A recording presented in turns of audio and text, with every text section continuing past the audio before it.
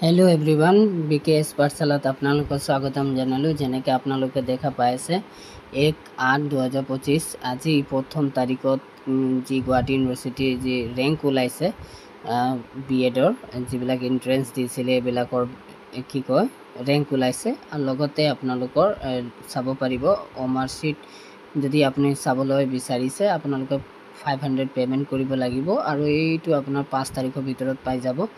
আৰু যদি কোনোবা আৰটিআই বা কিবা বিচাৰে 5 তাৰিখৰ ভিতৰত কৰিব পাৰিব। আৰু মানি ৰিচিভ এপ্লিকেশ্যন ফিজ যোনটো পেড কৰিব লাগিব, এডমিট কাৰ্ড লগতে মানি ৰিচিভ এইবিলাক সব প্ৰিণ্ট আউট কৰি জমা দিব লাগিব। যিখিনি ৰেংক ওলাইছে সেইখিনি আপোনালোকৰ ওচৰত দাঙি দিছোঁ। চাব পাৰে যে আপোনাৰ ফাৰ্ষ্ট ৰেংকটো পাইছে প্ৰীতি দে আৰু এওঁ পাইছিলে 296 মাৰ্কৰ মানে কাৰেক্ট কৰিছিলে, তাৰ ভিতৰত পাইছে -10 মাৰ্কস হৈছে, তাৰ লগত 286 টোটাল মাৰ্কস আছে।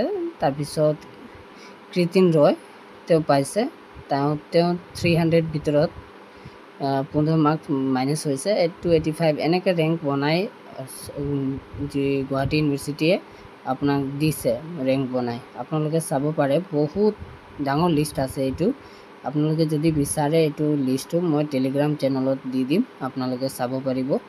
লগতে আপোনালোকে ৰেংক কেনেকৈ কি পাইছে, কোনে কি পাইছে আপোনালোকে জনাব পাৰিব কমেন্ট কৰি। আৰু চান্স আছে নাই যদি আপোনালোকে কমেন্ট কৰে মই ক'ব পাৰিম যে আপোনালোকে এডমিশনটো পাব নাই কোনবা এইটো বিএড কলেজত। আৰু যাৰ ৰেংক ভাল আহিছে এওঁলোকেতো পাবই, আৰু যিবিলাকৰ ৰৈ যাব ৱেটিং লিষ্টৰ ৱেট কৰিব। কাৰণ হ'ল বহুতে এডমিশনটো নলয়, এপ্লাইটো বহুতে কৰে কিন্তু এডমিশনটো বহুতে কিবা কিবি প্ৰব্লেমৰ কাৰণে নলয়।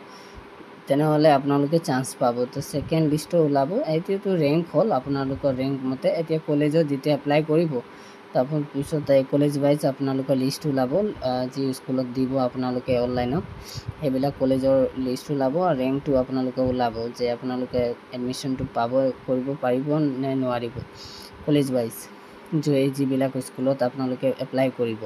আৰু তাৰপিছত আপোনালোকে ৰিজাল্টটো পাব। ৰিজাল্টটো পোৱাৰ পিছত আপোনালোকে আৰু যদি লিষ্টত নাম আহি গৈছে আপুনি এডমিশন কৰিব, যিমান আপোনালোকে এডমিশন ফিজ আছে এইবিলাক জমা কৰিব। তাৰপিছত আপোনালোকে এডমিশনটো পাই যাব। লগতে এইটো পোৱাৰ পিছত আপোনালোকৰ এই ক্লাছৰ ৱাইজ ৰুটিন এইবিলাক সব দি দিব যে কেতিয়া পৰা ক্লাছ হ'ব কি হ'ব গোটেইটো আপোনালোকে পাই যাব। তো এইখিনি ডাটাটো আপোনালোকৰ ওচৰত দাঙি দিছোঁ, আপোনালোকে চাব পাৰে বহুত ডাঙৰ লিষ্ট হয়। আৰু এইটো এটা এটাকৈ পঢ়ি গ'লে বহুত টাইম লাগিব বুজিছে, যিহেতু বহুত কেণ্ডিডেট বহুত।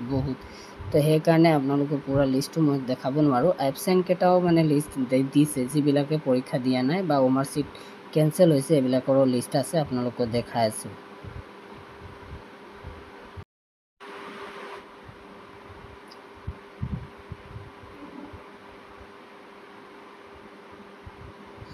আপোনালোকে দেখা পাব যে এবচেণ্ট কেইটা এইটো লিষ্ট হয়, যিবিলাকে ৰিজেক্টেড হৈছে ৰং ডাটা ফিলিং কৰাৰ কাৰণে এইবিলাকৰ নাম আহি গৈছে। ৰিজেক্টেডো আপোনাৰ লিষ্ট চাব পাৰে যে কিমান তেওঁলোকে ৰিজেক্ট হৈছে। বহুত কেণ্ডিডেট পৰীক্ষাই দিয়া নাই, 96% কিমান নাছিল যে পৰীক্ষা দিছিলে আৰু 4% চামথিং দিয়াই নাই।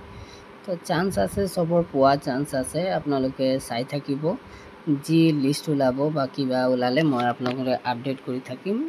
লাইক শ্বেয়াৰ কমেণ্ট ছাবস্ক্ৰাইব কৰিব নাপাহৰিব। ধন্যবাদ। জয় আই অসম।